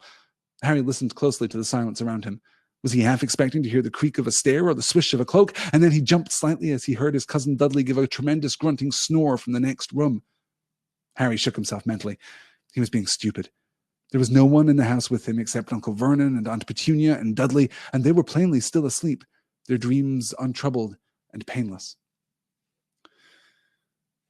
This is our functional, our mechanistic reintroduction to the Muggle world, and why the Muggle world is so important to our experience of Harry Potter. This is why Harry Potter doesn't just exist in the frame of Hogwarts and the Forbidden Forest and the Ministry and all of the magical locales that we've discussed previously. This is why Harry Potter doesn't live in Diagon Alley. He has to live within the Muggle world because that gives us our best and most efficient and most direct means of exposing and exploring the division between these two disparate cultures. I've talked a lot previously about the ways in which the Muggle community is dominant. The Muggle world is dominant in the first two books. And then in the third book, we see that pivot. And that pivot has now carried us still further. The Muggle world is tiny and vulnerable, but safe because of its tight woven sense of community. It is safe from the absurdity of Lord Voldemort, not the danger of Lord Voldemort or the power of Lord Voldemort, but the absurdity, the ridiculousness of Lord Voldemort, because it is so thoroughly mundane, because it is cloistered by narrative, by a sense of what is possible in the world, in exactly the same way as the village in the first chapter is sequestered away from the true darkness of the world by the stories that it tells. It is wreathed by protection. It is ringed by a defensive wall crafted by stories, crafted by lies, crafted by the things that we tell ourselves about ourselves and our communities. The Muggle world is enormously vulnerable, but because it is so vulnerable, it is also kind of safe. It has this advantage of normalcy, of rampant mundanity. Yes. As I catch up, you guys are chatty again right now. Yes, good. Rayla Lynn says, does Harry even know that Minerva was there when Hagrid dropped him off? Are we calling out the cat? The cat, I thought, was a really interesting detail. I thought that was a little joke for the reader too. Yes, as far as Harry could see through the darkness, there wasn't a living creature in sight. Not even a cat. Cats, not terribly mundane in the frame of Harry Potter, actually, partly because of Minerva McGonagall herself. Owls, also not terribly mundane, but much more common around number 4 Privet Drive, one would expect, particularly when Harry is there during the summer holidays. But we could also go to a completely mundane animal. But we don't. We call out cats. And yes, I wonder if that's a little nod to Minerva McGonagall's presence there at the beginning of the first book, too. I think that which was arguably the last time that we presented Privet Drive in its entirety as a kind of positively mundane place, right? That it is safe because it is sequestered, that it is outside of the wizarding world. It is outside of the influence of Lord Voldemort, primarily because it doesn't acknowledge the danger of Lord Voldemort, right? Primarily because of this fierce and defiant sense of mundanity that it has, that kind of makes these magical occurrences completely impossible. But yeah, it's as Rahit calls out, the very last place you would expect remarkable things to happen, quoting the first book there. Yes, very good. Okay, let's keep going here to the third slide that I'm going to pull from chapter 2. I'm only pulling, in fact, 3 slides from chapter 2 because chapter 3 is where it all really kicks off. But this is Harry writing the letter to Sirius that is going to kind of circle back around at the end of the third chapter. Harry's lamp seemed to grow dimmer as the cold gray light that precedes sunrise slowly crept into the room. Finally, when the sun had risen, when his bedroom walls had turned gold, and when sounds of movement could be heard from Uncle Vernon and Aunt Petunia's room, Harry cleared his desk of crumpled pieces of parchment and reread his finished letter. Dear Sirius, thanks for your last letter. That bird was enormous. It could hardly get through my window. Things are the same as usual here. Dudley's diet isn't going too well. My aunt found him smuggling donuts into his room yesterday. They told him he'd have to cut his pocket money if he keeps doing it, so he got really angry and chucked his PlayStation out of the window. That's a sort of computer thing you can play games on. Bit stupid, really. Now he hasn't even got Mega Mutilation Part 3 to take his mind off things. I'm okay, mainly because the Dursleys are terrified you might turn up and turn them all into bats if I ask you to. A weird thing happened this morning, though. My scar hurt again. Last time that happened, it was because Voldemort was at Hogwarts, but I don't reckon he can be anywhere near me now, can he? Do you know if cursed scars sometimes hurt years afterward? I'll send this with Hedwig when she gets back. She's off hunting at the moment. Say hello to Buckbeak for me. Harry. Yes, thought Harry, that looked all right. There was no point putting in the dream. He didn't want it to look as though he were too worried. He folded up the parchment and laid it aside on his desk, ready for when Hedwig returned. Then he got to his feet, stretched, and opened his wardrobe once more. Without glancing at his reflection, he started to get dressed before going down to breakfast. I do love the little beat there right at the end, without glancing at his reflection, without looking in the mirror and thereby acknowledging the presence of the scar on his forehead that is indicative of all the trouble that he is in, of all the danger that he faces, of his special circumstances, without looking at that, without acknowledging it, wanting for a moment to just be a normal boy on a Saturday morning. Harry gets dressed and goes downstairs, voluntarily goes downstairs for breakfast. It's a really human and simply vulnerable beat, which I appreciate a great deal. So this is Harry's, scrolling slides again, I do apologize.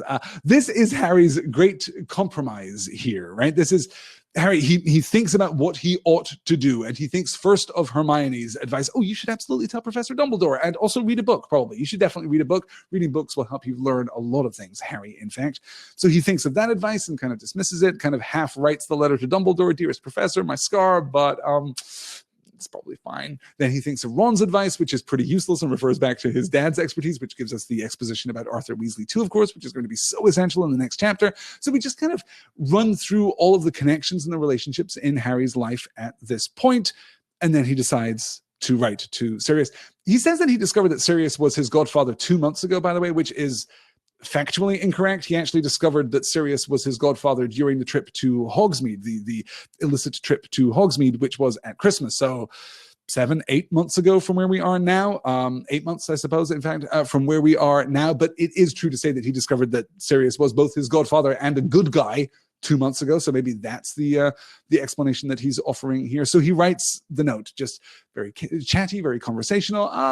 By the way, my scar did hurt a little. Voldemort's definitely not nearby, though, right? That would be absurd. Didn't want to tell him about his dream because he doesn't want to look. It doesn't want to look as though he was too worried. Doesn't want to seem as though he is, panicking here. He still wants to be independent. He wants the reassurance of, as he says, a parent, a wizarding parent. He wants that authority figure in his life right now, and that figure for him is Sirius Black, even though he is basically completely absent from Harry's life at this point. He wants the comfort of a parental figure, but he doesn't want to completely give up his own agency. He doesn't want to be completely vulnerable or completely dependent upon Sirius, even at this point. Very adolescent, of course. And I would be remiss if, given my particular fondness for the pastime, I would be remiss if the Ryan says, just looked it up. The PlayStation was first released in December 94. JKR playing it a bit close with continuity. Yes, Dudley. But then I have no trouble at all believing that Dudley got a brand new PlayStation, right? That this was maybe even like the first PlayStation released in the UK. Like I could absolutely believe that his indulgent parents would have bought Dudley a PlayStation at this point. But given my fondness for video games and my desire that video games be taken seriously, Mega Mutilation Part 3 is incredibly lazy. That is incredibly lazy satire from someone who evidently doesn't know anything about video games. That's just, that is the kind of, that is a Grand Theft Auto level of cheap satire there. Video games haven't been called things like Mega Mutilation Part 3 since, the Atari days of 1982 and 1983. Like that is not a PlayStation video game title. It's fine. It's a very nitpicky point, but it comes up so rarely in the frame of J.K. Rowling. I so rarely, talking about Harry Potter and talking about Tolkien a lot, I rarely get to talk about video games, you guys. So I'm just going to call that out there. Yes, good. Yes, exactly right. Wolf Named Oz says, video games are never named Part 3. It's just 3. Yes, exactly. Good. Oh, Lily says, I took this as Harry satirizing Dudley's games. Okay, Lily, you've just completely convinced me. If this is Harry being extremely dry about the stupid video games that Dudley plays, I like that a great deal. I actually really like that as a piece of satire from Harry Potter within the fiction, rather than as a piece of satire from J.K. Rowling outside of the fiction. Lily, you have completely convinced me. You have turned me around on that line 100%. Bit stupid, really. Now he hasn't even got Mega Mutilation Part 3 to take his mind off things. Gorgeous. Lily, you're right. Excellent. I like that a lot.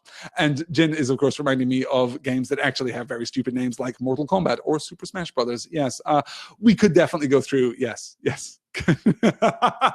Oh, and Jin is crediting Lily, too, with a lovely Harry Potter and the Sacred Text-esque perspective. Yes, that's very, very good. That's good. Yeah, and such a Harry joke, as Heroes and Bards calls out. Lily, you've done it. That's a beautiful insight. Thank you so much for making me love this book even more, for loving this chapter even more.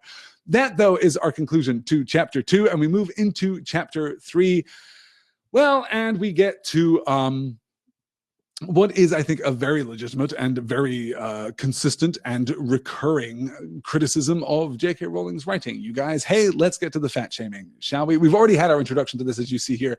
The account of Dudley's diet isn't going too well. My aunt found him smuggling donuts into his room yesterday. Well, when we get into Chapter 3, we get an actual explanation of this diet. Uncle Vernon and Aunt Petunia had managed to find excuses for his bad marks, as usual. Aunt Petunia had always insisted that Dudley was a very gifted boy whose teachers didn't understand him, while Uncle Vernon maintained that he didn't want some swotty little Nazi boy for a son anyway.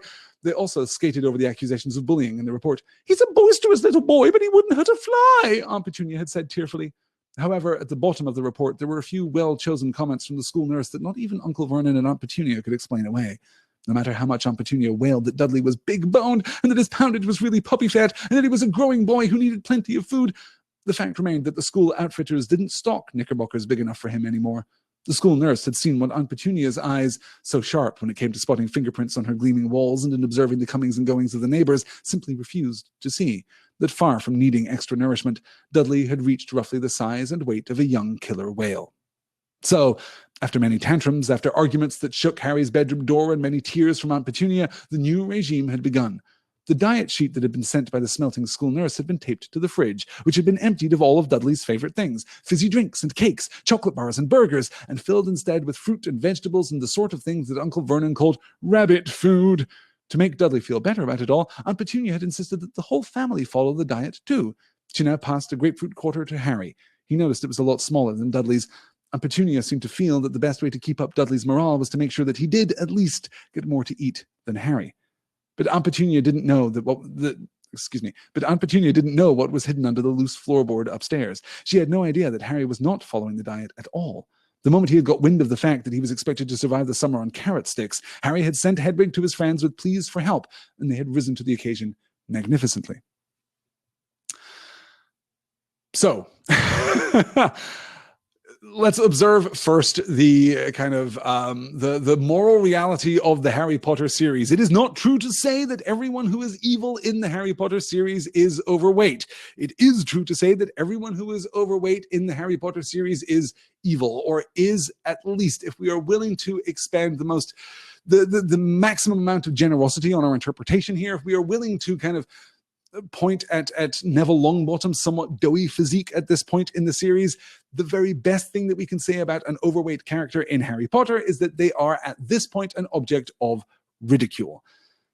This is lazy, you guys. It's lazy and it's demeaning and it's actively harmful, and it's kind of playing toward a fairy tale grotesquerie. It's playing toward an old, narrative tradition of mocking the physical attributes of those people, those characters who are presented as being morally undesirable or morally insupportable. Certainly that is true of the Dursleys specifically, but the fat shaming is not great. And it is particularly problematic in this instance because Harry and Dudley do exactly the same thing.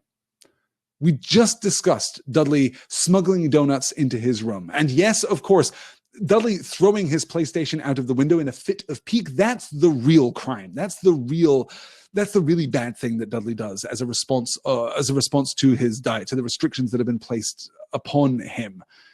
But Harry gets to be a little snide about Dudley while also maintaining a store of his own illicit food. He has cakes and rock buns and all kinds of treats stashed away, and some sugar-free sweets adorably sent by Hermione's parents stashed away under the loose floorboard upstairs.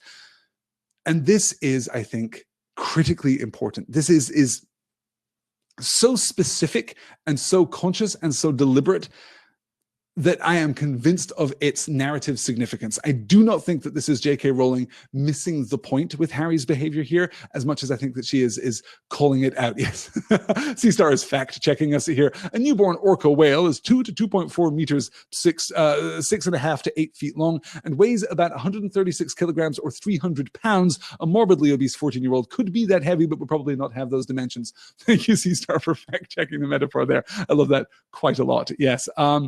Yes, and Raven is pointing out that J.K. Rowling later lamented that her daughter, who would have her value assessed by her weight, wrote this chapter. Yes, pretty tough. Yes, Molly Weasley is not evil, says Lily. Yes, but Molly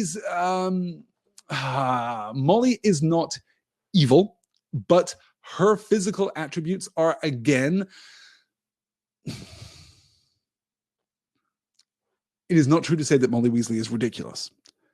It is true to say, I think, that we are invited to view Molly Weasley as a somewhat ridiculous figure, that we are invited to view her as a character whose physical presence is not her greatest strength. She is not presented as a virtuous figure in that sense. Molly Weasley is overweight because mother figures are overweight, because that is a kind of maternal stereotype that we're playing into here. But that's absolutely fair. I do think that, yes, okay, Molly is, yes.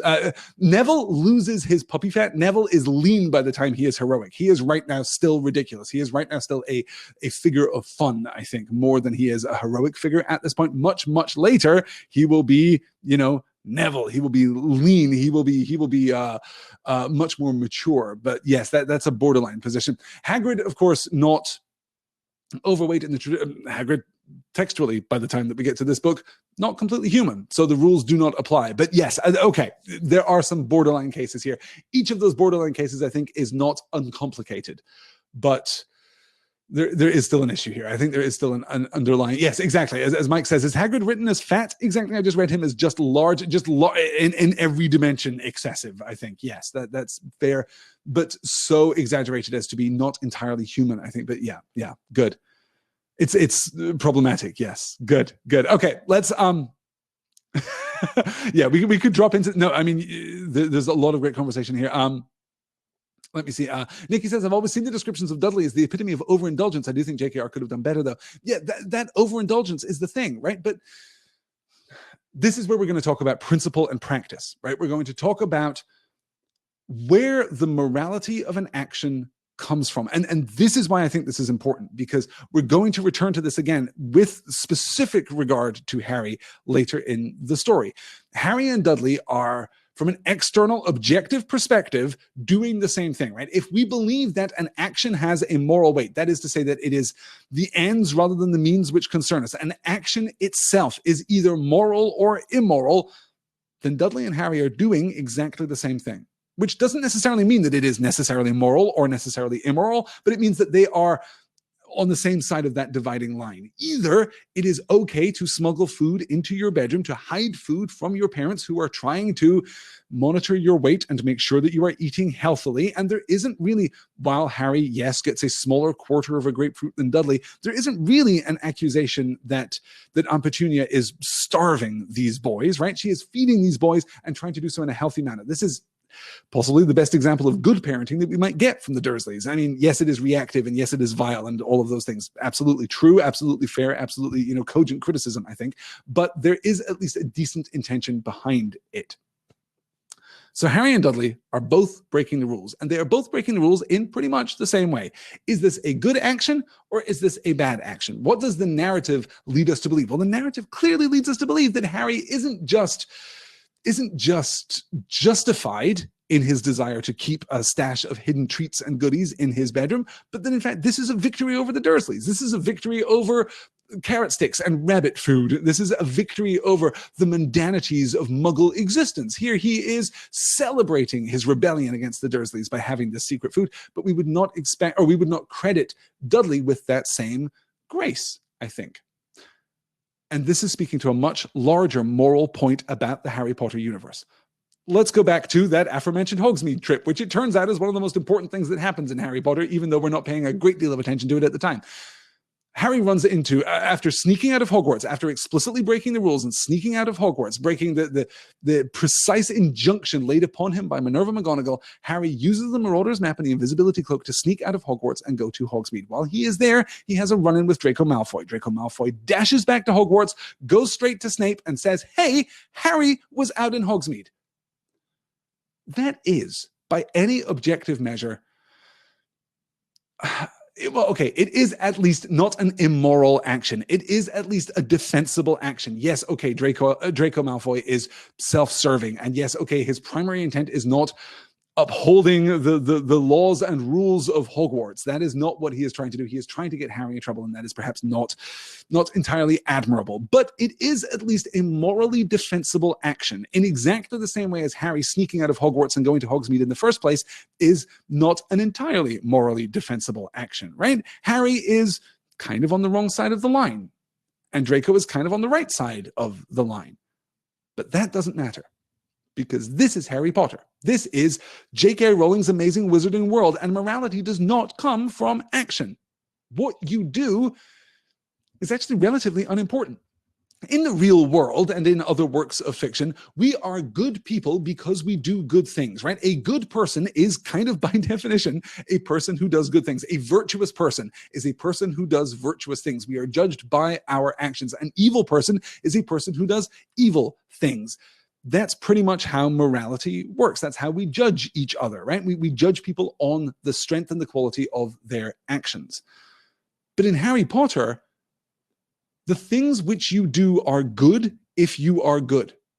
The things which you do are virtuous if you have that little laminated card that you carry around in your wallet which says, this hereby certifies that the bearer is a virtuous person, capital V, capital P. right? If you are a good guy, then everything that you do is good. It's great that Harry sneaks out to Hogsmeade. It's great that Harry breaks innumerable school rules during his time at Hogwarts. It's great that he has a stash of secret food under the floorboard in his bedroom, in direct contravention to the rules of the household and just, I don't know, sane nutritional advice, probably, right? Harry is a good person, therefore everything that Harry does is good. Dudley is a bad person, therefore everything that Dudley does is bad. Draco is a bad person. Snape is a bad person. Brackets, we're not there yet. Snape is a bad person, therefore everything Snape does is bad.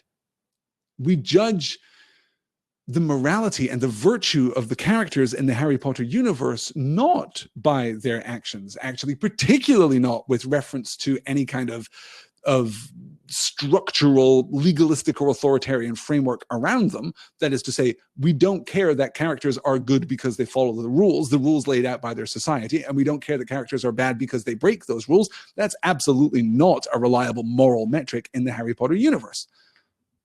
Yet.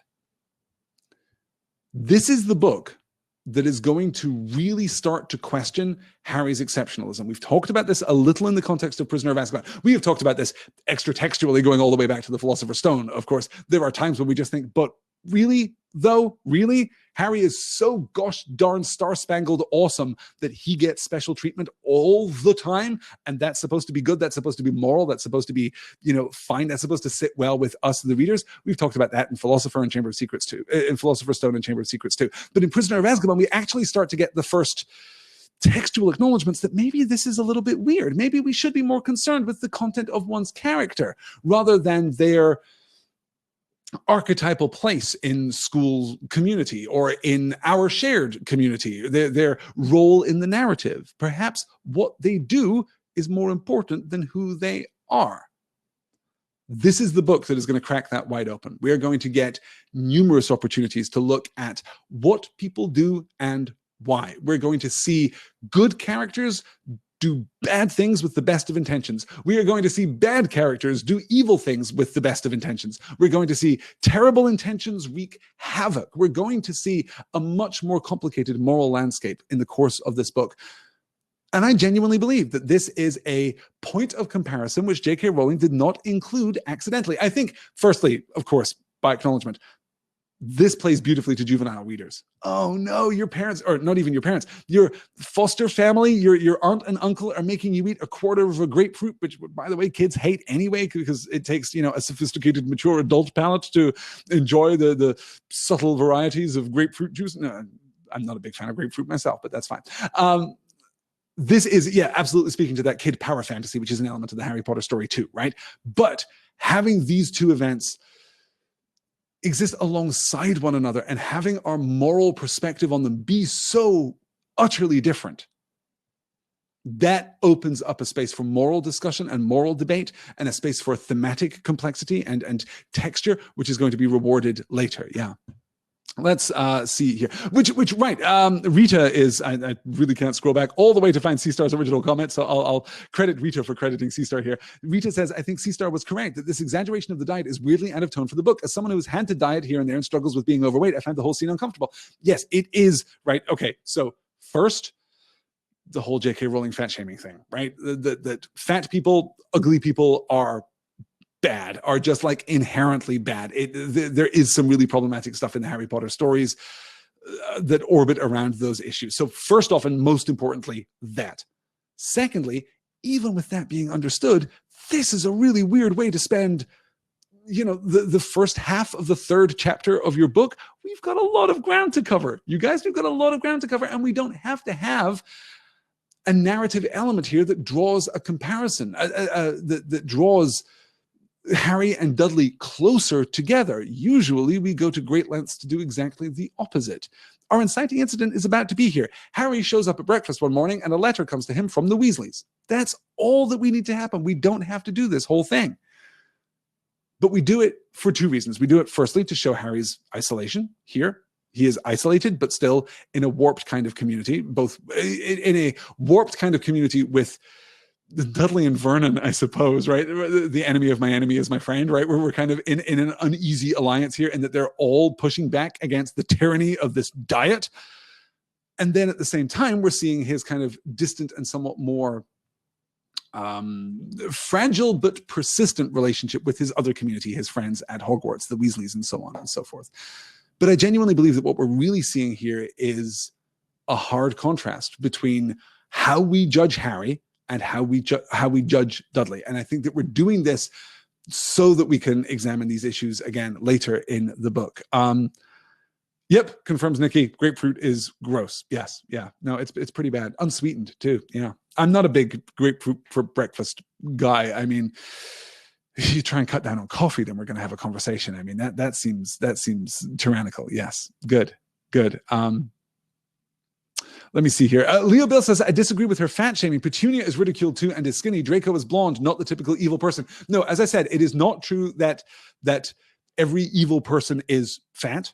That is not true, but it is true, with the possible exception of Molly Weasley, that every fat person is evil, right? It's not a complete one-to-one point of comparison, but it is, and it's not even just fat necessarily. It's not just about obesity and weight issues. It is also about just the physical appearance of characters.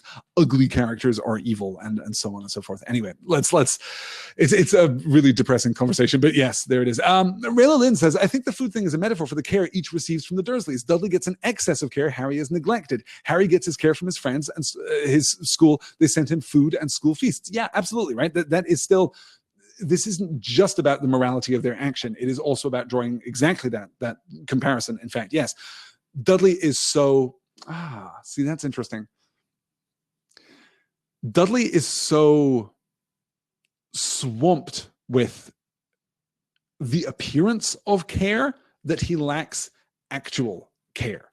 Right? Does that make sense? He is so drowned in performative care, in overabundance, that actual value is meaningless to him.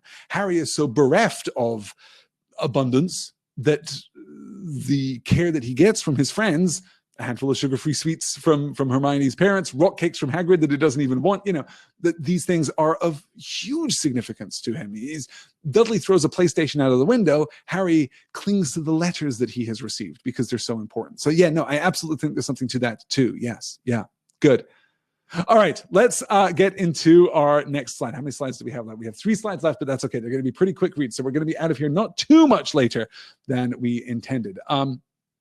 This is the brilliant letter from the brilliant Molly Weasley. Before I get into this, I didn't pull it because I didn't have time to discuss the minutiae of it. But the stamp joke is so good. The stamp joke is so brilliant and so wonderfully evocative of not just the wizarding perspective on the Muggle world, though that too to a lesser extent, but a specifically Weasleyan perspective on the Muggle world. I just adore it. I'm using Weasleyan now, just as I used Hagridian. I'm just gonna, I'm gonna do this to all of the names in the book. I do apologize in advance, but Hermionian, maybe Hermionic. Yeah, we'll get to that because we will definitely need that later in the book. Let me tell you. Dear Mr. and Mrs. Dursley, we've never been introduced, but I'm sure you've heard a great deal from Harry about my son, Ron. As Harry might have told you, the final of the Quidditch World Cup takes place this Monday night, and my husband, Arthur, has managed to get prime tickets through his connections at the Department of Magical Games and Sports. I do hope you will allow us to take Harry to the match, as this really is a once-in-a-lifetime opportunity. Britain hasn't hosted the Cup for 30 years, and tickets are extremely hard to come by. We would, of course, be glad to have Harry stay with us for the remainder of the summer holidays and to see him safely on the train back to school. It would be best for Harry to send us your answer as quickly as possible in the normal way. Excuse me. Molly having her way with my voice there. Because the Muggle postman has never delivered to our house, and I'm not sure he even knows where it is. Hoping to see Harry soon. Yours sincerely, Molly Weasley. P.S. I do hope we put enough stamps on. It's a really great joke. The stamp joke is just really great, but we mustn't let the stamp joke overshadow the awesomeness that is Molly Weasley. Mr. and Mrs. Dursley, we have never been introduced, but I'm sure you've heard a great deal from Harry about my son, Ron. Dear Mr. and Mrs. Dursley, I know you're the worst. I know that you're terrible human beings, and I hate you. I kind of cordially hate you. I kind of not cordially, I actually hate you. I hate you, and I hate everything that you do to Harry and your terrible people, but it is inconceivable to me that you have not heard about my son, Ron, from your nephew, Harry. It is inconceivable to me that even as awful as you are, you aren't a part of your child's life, that you aren't capable of that bare minimum milk of human kindness, that you are incapable of loving Harry to at least some degree, not loving him as I love him, as we all love him, of course, but loving him to some degree. It is inconceivable to me that you would forbid Harry from talking about Ron. Well, there it is. The bright light that is Molly Weasley, sometimes dimmed by the darkness that is Vernon Dursley. As Harry might have told you, the final of the Quidditch World Cup takes place this Monday, and my husband, Arthur, I love the formality of this. I love the formality and the radiant pride of this. My husband, Arthur, has just managed to get prime tickets through his connections at the Department of Magical Games and Sports. You muggles don't know what that is, and wouldn't care even if you did know, but I'm very proud. I'm very proud. He has connections. Do you know he has connections at the Department of Magical Games and Sports and got us prime tickets? My husband, Arthur, just so proud. I do hope you will allow us to take Harry to the match, as this really is a once-in-a-lifetime opportunity. The way here that she is making her pitch, right? Okay, I know. By implication, I know. It's not, I trust it will be okay for us to take Harry to the sporting event. She knows that the Dursleys are going to push back against this. She knows that they're not going to want Harry to go. She knows what Harry's facing here, so she makes her best pitch. I do hope you will allow us to take Harry to the match, as this really is a once-in-a-lifetime opportunity. Britain hasn't hosted the Cup for 30 years, and tickets are extremely hard to come by. You know what? I love Molly Weasley anyway. I particularly love Molly Weasley's use of the semicolon in that sentence. Good job, Molly. A lot of people don't use semicolons as well as you do, but you really nailed it there. I do hope you will allow us to take Harry to the match, as this really is a once-in-a-lifetime opportunity. Semicolon, continuing thought. Here is some more information about that clause that I just presented to you. More information. Britain hasn't hosted the Cup for 30 years, and tickets are extremely hard to come by. And of course, here's a little sweetener for you. Here's a little, it would be inappropriate for me to just outright tape muggle money to this letter as I send it to you. So here's the sweetener. We would, of course, be glad to have Harry stay for the remainder of the summer holidays and to see him safely on the train back to school. In the frame of this chapter, we will hear from Harry that he doesn't say the word Hogwarts, that he doesn't mention the school by name, that it is a veiled reference. And here Molly Weasley is doing the same thing. And I wonder if that's because Harry has told her, or if she's just heard from Ron that that's how things are done here in the Dursley household. I hope very much that that is the case. It would be best for Harry to send us your answer as quickly as possible in the normal way, because the Muggle postman has never delivered to our house, and I'm not sure he even knows where it is. Hoping to see Harry soon. Yours sincerely, Molly Weasley. P.S. Etc. It's just perfect. It's just a beautiful thing. Yes, Becca says, the mom love in this letter is so beautiful. Molly is the best mom. Let's all be Molly. It is true that if Gandalf is our wizard dad in the pages of The Lord of the Rings, Molly is everyone's wizard mom, right? She is everyone's mother here in the pages of in the pages of Harry Potter. I'm parsing Brian's comment here. I like Molly's semicolon, but I do think she should have a comma between son and Ron. Yes, I mean, it's a little more ambiguous because it is the end of the sentence, right? I'm sure you've heard a great deal from Harry about my son Ron. Yes, I mean, it is arguable, and I do think that like both Chicago and AP would confirm that you should have a comma there. It is, she's doing less harm there to the actual to the semantic value, to the semantic content, to the actual meaning of her sentence by omitting that comma than she would if she omitted the semicolon in the following paragraph. But yes, that's absolutely fair. That's a good point, Brian, there. Yes. Good. Let me see here as I scroll all the way back. Just so much love for Molly. This is wonderful. Just so much love for Molly. This is excellent. Okay. So that's our letter, and of course, then we have the conversation between Harry and Vernon. And thank goodness Harry hasn't sent his letter to Sirius Black yet. And here we see like a recapitulation of the exchange that we got at the beginning of Prisoner of Azkaban. Right? This isn't like the whole Aunt Marge thing. That's we're not quite. This is the final confrontation before Harry leaves the house. You remember when he wields his wand, when he actually threatens Vernon Dursley? Here we get it again. This is adolescent Harry Potter. He is not respectful of the theoretical power structures that govern his life anymore. He has come through that transition. Now he is obedient in the Dursleys' house. He is obedient here in the context of Privet Drive because it is simply easier, because he doesn't want the fight all the time. He could kick up a fight about the quarter of a grapefruit, and he could say, yeah, absolutely, there's Dudley should have the quarter of a grapefruit for breakfast, but I'm actually a little malnourished, I'm actually a little gangly and just coming into a growth spurt, so maybe full English breakfast would be more appropriate for me. Hey, you guys who are theoretically my caregivers. He's just not interested in the fight, so he doesn't fight back, he circumvents, which in a very interesting way removes that sheen of authority and righteousness, I suppose, from the Dursleys and the entire, Muggle apparatus there. Yeah. Okay, good. Karen says, nothing matters more to the Dursleys than normality. This is the first time characters assert the wizarding world as normative. That's so good, Karen. I hadn't thought of that at all. You're entirely right. And doesn't that play into this idea that between books 2 and 3, the wizarding world has become the normal world and the Muggle world has become the weird kind of, theme park attraction, this kind of concealed and protected, bastion of something, not magic as it was in the first 2 books, but now of normalcy, of mundanity. Yes, that's really strong, Karen. That's a great bit of close interpretive reading. Excellent. Good. Okay. So from there, we'll move on to our letter from Ron, in fact, just confirming. And here we see that Ron, the apple hasn't fallen far from the tree, I suppose, is the expression. Harry, Dad got the tickets. Ireland versus Bulgaria, Monday night. Mum's writing to the Muggles to ask you to stay. They might already have the letter. I don't know how fast Muggle post is. Thought I'd say this with pig anyway. Harry stared at the word pig, then looked up at the tiny owl now zooming around the light fixture on the ceiling. He had never seen anything that looked less like a pig. Maybe he couldn't read Ron's writing. He went back to the letter. We're coming for you whether the Muggles like it or not. You can't miss the World Cup. Only Mum and Dad reckon it's better if we pretend to ask their permission first. If they say yes, send Pig back with your answer pronto, and we'll come and get you at 5 o'clock on Sunday. If they say no, send Pig back pronto, and we'll come get you at 5 o'clock on Sunday anyway. Hermione's arriving this afternoon. Percy started work at the Department of International Magical Cooperation. Don't mention anything about abroad while you're here unless you want the pants bored off you. See you soon, Ron. Ron does not, by the way, mimic his mother's grammatical precision. Just a little more anarchic in his approach to punctuation. That's that Ron Weasley style that we love so much.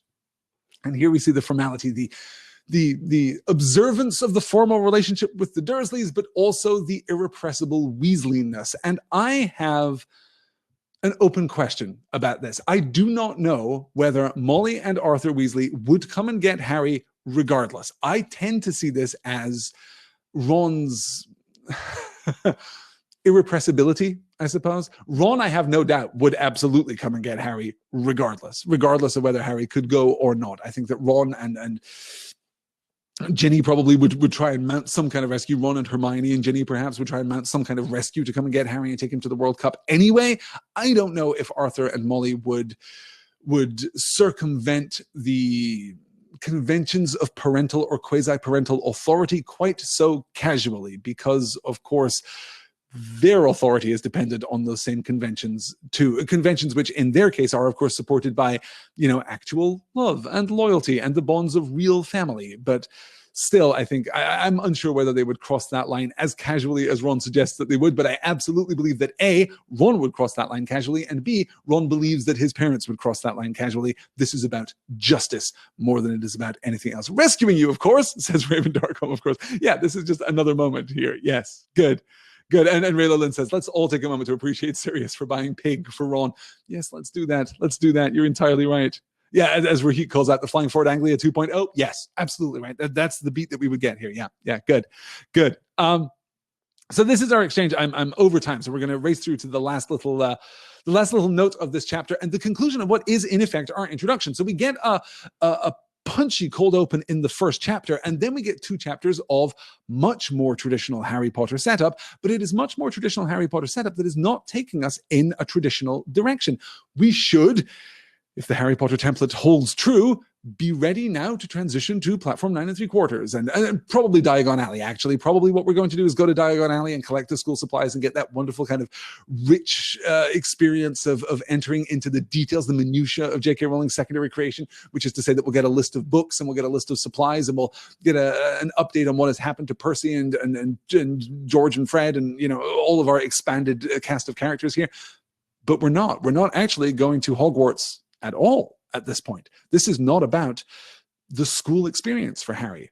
And the fact that the wizarding world has now expanded so much that Harry can have a wizarding experience in the company of other wizards in his correct kind of cultural and communal milieu, that he can have this experience in a way that is completely disconnected from Hogwarts, speaks to the prominence and the power of the wizarding world at this point. Of course, this has already started. It started with Hogsmeade in Prisoner of Azkaban, the existence of an entire community of wizards, which has been suggested before. Of course, the Hogwarts Express arrives at Hogsmeade even in the first book, but we don't have a sense of what that village actually is. Now Harry's experience, what was previously a school experience, has now expanded beyond the scope of the school, now completely beyond the scope of the school, beyond not just the physical bounds of the school, but any kind of sense of academic structure whatsoever. It's the summer holidays, and he's going to a sporting event. This is very exciting. So this is the response that Harry pens to Sirius, a little postscript that he adds to his letter to Sirius. Rohit is asking, does the video still cut out at 100 minutes? It cuts out at 120 minutes. So I still have technically another 20 minutes on the clock here. But yes, I'm already running long. But yes, the Crowdcast just can't take my loquaciousness, I suppose, and my tendency to run long and go deep into fascinating tangents, but tangents nonetheless here in these live sessions. Here we go. Feeling up to a long journey, he asked her. Hedwig hooted in a dignified sort of way. Can you take this to Sirius for me? He said, picking up the letter. Hang on, I just want to finish it. He unfolded the parchment and hastily added a postscript. If you want to contact me, I'll be at my friend Ron Weasley's for the rest of the summer. His dad's got us tickets for the Quidditch World Cup. The letter finished, he tied it to Hedwig's leg. She kept unusually still, as though determined to show him how a real post owl should behave. I'll be at Ron's when you get back, all right? Harry told her. She nipped his finger affectionately, then with a soft swooshing noise, spread her enormous wings and soared out of the open window.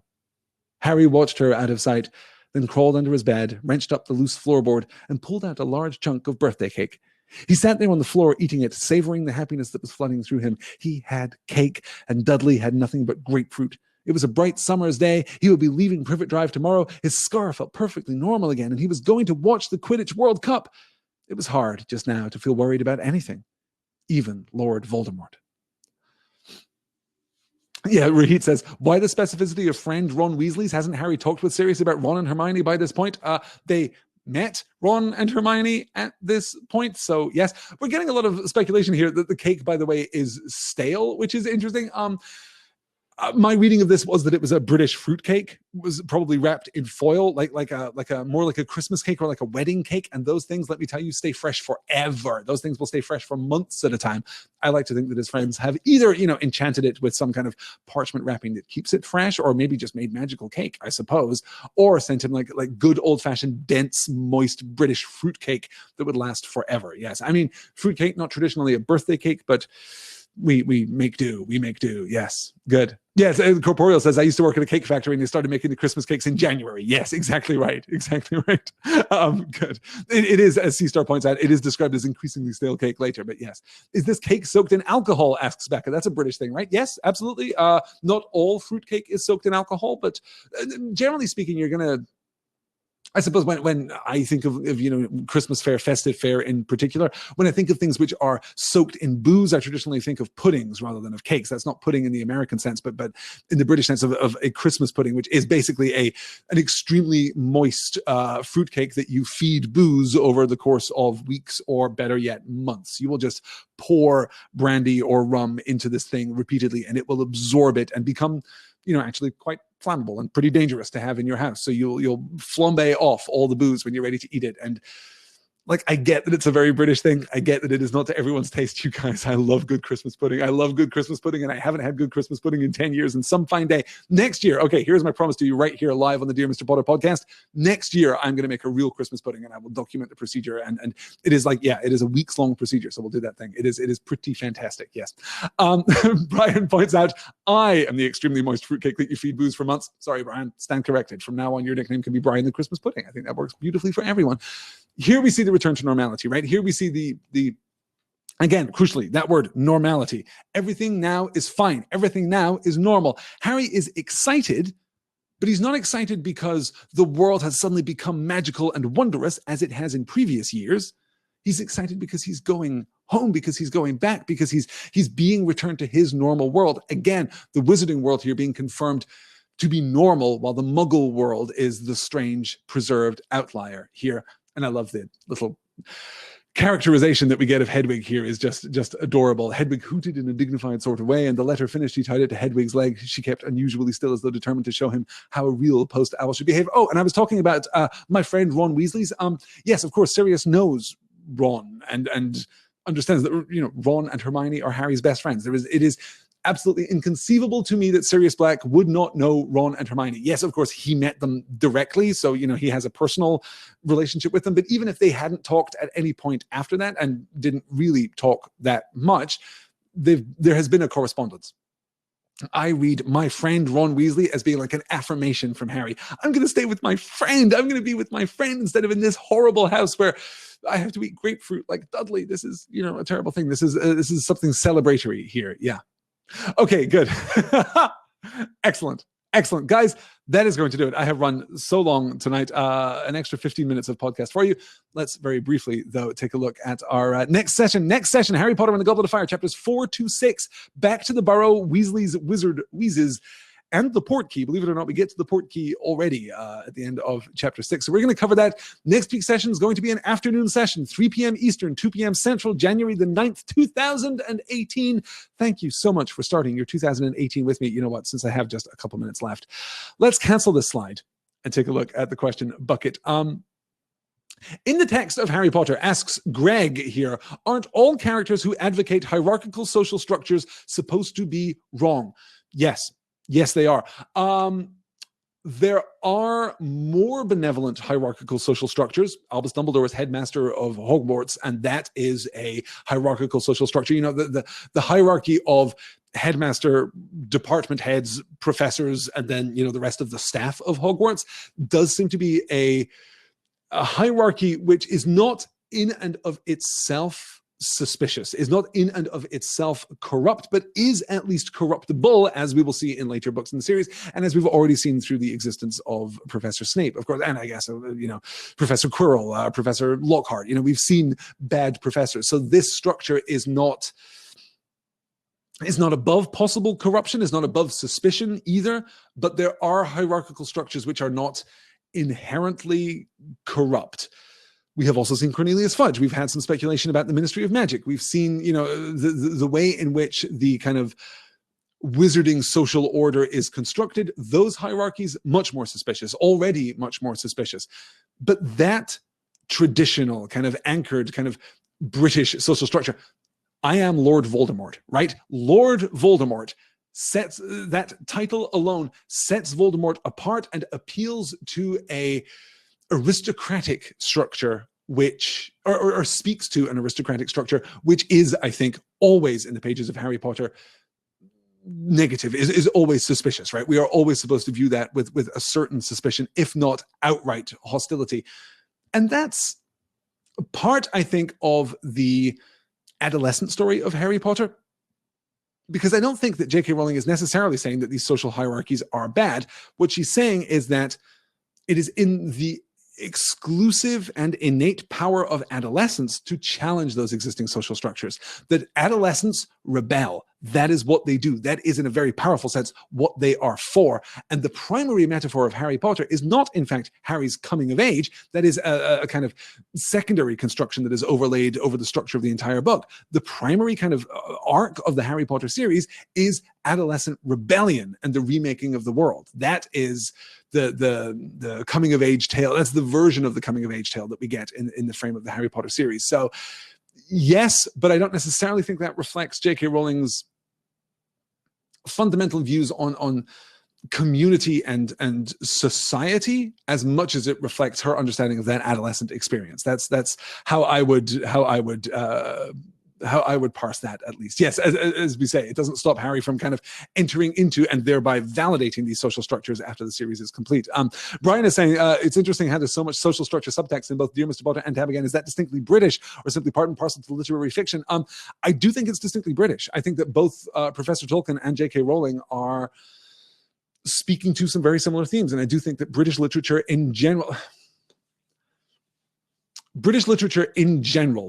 because of this, because of the terroir, right? Because of the terrain in which these vines have grown, because of their assumed kind of social and cultural and even linguistic context, British storytelling generally does involve more issues of social class than specifically American storytelling, for example, because America is a kind of self-consciously, self-avowedly, albeit incompletely, kind of post-aristocratic structure. When you deal with these kinds of divisions in American novels, you're generally dealing with divisions of race or gender or ethnicity or some kind of encoded kind of social division, which is inherently unjust, which is inherently kind of manufactured, and there's never the kind of positive argument, the positive argument about the social hierarchy, the Tolkienian argument that actually Frodo is a very good gentle hobbit and Sam is a very good servant, and they both fulfill their roles beautifully, and that will lead to a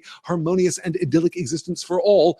You rarely get that argument being made in American novels, because America is simply a more egalitarian society. Good. Okay. Yes, Corporeal puts this so much better than I could. Often American readers will take the mudblood, pureblood divide as being racial, while the British will take it as a class, nobility, aristocracy issue. Absolutely right. That is, I think, J.K. Rowling's explicit intent. Mudblood is not, I think, though, of course, okay.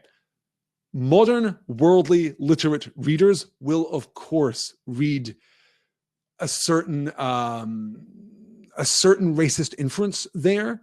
But I do not think that is the primary implication of mudblood. I think that the notion of dirty blood there is not oriented around a character's race, but rather around the purity of said blood, rather around this question of social order and aristocracy. Yes, good. Nobility in that sense. Yeah, it does, as Corporeal confirms here, have elements of both. Yes, good. Let me see here. Adrian also has a question. Let me just click the button here so I can answer this. How much of this chapter is Harry's dream? Oh, I guess we're talking about the first chapter here. There might be an implication that Voldy has some influence over the whole village since he's the one Harry's connected to, not some cook in a pub. How much of this is in Harry's dream? Well, we know that Harry basically doesn't remember the dream. He remembers that Peter Pettigrew was there. He remembers that Voldemort was there. He remembers that they had killed someone and were planning to kill someone else. Him is the conclusion that he jumps to. And he remembers that there was an old man, but that's it. He sees the old man fall, but that's it. He has no additional understanding, which makes me think that Harry didn't get the beginning of the chapter. We are brought to this place. We are, in our privileged narrative position, brought to this place. So we experience these issues directly, and though we are standing in the same place as Harry at the end of the sequence, we are not within Harry's dream, as it were. My reading of this is that we are witnessing these events as they are actually unfolding, which kind of sits nicely, I suppose, in that we have an objective textual record. We have like the proof of what happened. We can go back and look at it again because it is fact for us in a way that it isn't for Harry. That's certainly how I read it. But dreams and prophecies, of course, complex and subtle things in the pages of Harry Potter. You guys, thank you so much for joining me for the first Dear Mr. Potter for Goblet of Fire, the first Dear Mr. Potter of 2018. It is going to be a wondrous year ahead. I cannot wait to talk more about these fabulous stories with you. Thank you so much for your support. Thank you so much for your enthusiasm. Thank you so much for your contribution here in the chat live. As I said, excuse me, next week's session, January 9th, 2 p.m. Central, 3 p.m. Eastern for the next 3 chapters of Goblet of Fire. That might run a little long. We'll see how that works out. Thank you so much for joining me. I will talk to you all again soon. Until then, take care and mischief managed. Good night, all.